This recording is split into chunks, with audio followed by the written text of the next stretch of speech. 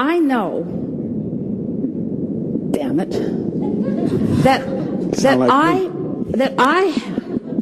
I have the knowledge and the legacy and the ability to live a joyful life without beating my brains out. And I don't think that I should have to do so many things that I don't want to do in order to eke out a living that sort of kind of gives us a little bit of what we want. I can feel that it's supposed to be way better than that, not only for me, but for a lot of people. And I feel resentful, we're using a strong word, I feel resentful that I haven't figured it out and that more people haven't figured it out and that it isn't going better for more of us, because I can feel that something's really off in the way we've been approaching life. I know that it's supposed to feel better than it's been feeling. Accurate? Yes. You want to add anything to that? No. Before I came here, I told my wife that I felt like I knew you and Jerry. And I don't know if it's eternal knowing or physical knowing. It's eternal, and we'll get there, but we don't want you to get too positive too fast because you'll mess up our story.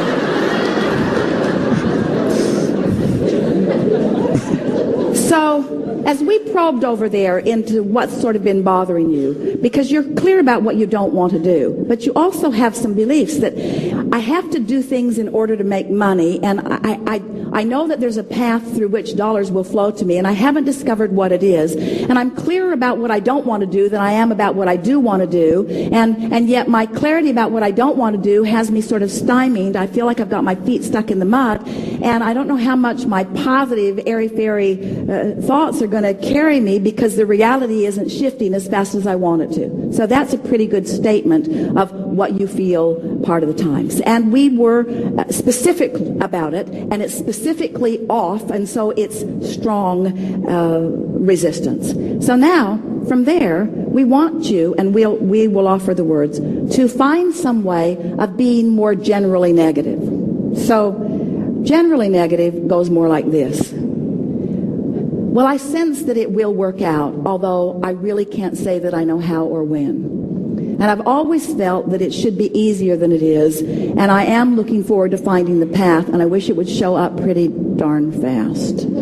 And I know that we are all living different lives, because there are some people that are living such magnificent wealth that there's no way that they could even begin to even hint that they are earning it, because nobody could earn the kind of money that some people earn. So I know that there's something else to the equation. I know that there's something going on other than this much effort and this much money. I know that there's something bigger going on, because the disparity in the earning power of people around the world is such that I know that there's another story, and I'm looking forward to that story revealing itself to me in a way that I don't just understand it intellectually, I don't just get it conceptually, but I'm able to manifest it for me and feel my worthiness in receiving. Now, that was still negative, because we're still talking about it as if it hasn't happened yet.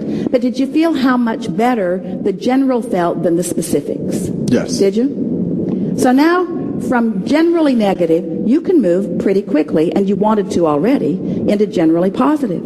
My life is getting better and better, and I can feel that I'm on the right trail, and I know from the goosebumps that I've received that I'm sniffing out the trail. And I hear all kinds of things from Abraham and others that let me know that life is supposed to be more like I've envisioned it, and I have so many things that are already working well in my life. I'm beginning to find more appreciation for more of the things that are working, and I have the sense that if I could just keep that appreciation up and get some momentum going, that something would break loose. In fact, part of my discomfort is that on more than one occasion I felt on the brink of something, on the brink of something, on the brink of something, because my emotion has been so high and I felt so good for a period of time, and that's why my disappointment has been so strong when I open the door and it is not there, because it feels like it ought to be there. It feels like it's ready to reveal itself to me in lots and lots of different ways, and when it doesn't, I sort of plummet. But the fact that I can feel that it is there, I take that as a good sign. I take it as a good sign that I'm feeling it more of the time. And I'm looking forward. I'm hearing what Abraham's saying today, and I'm looking forward to watching for more of those manifestations. I'm going to start really taking note of the manifestations that are happening around me that have not maybe anything to do with money flowing into my experience, but just manifestations of what I need when I need it, just because of my relationship with my Vortex. vortex.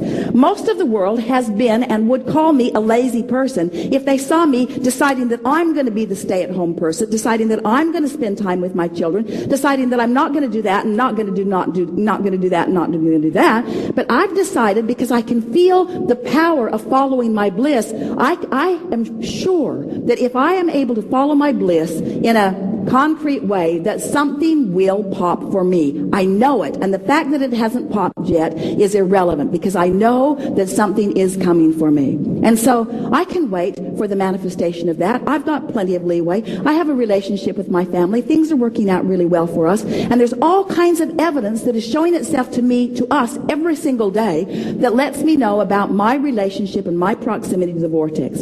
So I've decided that I'm going to take the flip in this. I'm going to let my relationship with my vortex be the most important thing. And when I think about it, that's exactly what I just said to Abraham. I just said, I want to be happy. Don't want to do the traditional thing. I just said, I know that there is a way. And the vortex is exactly the answer that I've been feeling, although I haven't been able to articulate it. And the reason that it felt like the heavens were opening to me when I began hearing Abraham's articulation is because we're talking about the same thing. The vortex is a reality. Even though it hasn't manifested, it is a reality. And this vortex reality is a precursor for all manifestation. And now that I know that it exists with every fiber of my being, and I know that it's full of things that I've been putting there since I was 12 years old, there is no doubt in my mind that when I find the right vibrational place, and I am fast on the trail of finding it, that manifestation after manifestation after manifestation is going to give me not just the hoping, not just the wanting, but the knowing that I create my own reality and that I can call the shots any way that I want, and I can be as prosperous as I choose to be and as involved with as many people as I choose to be.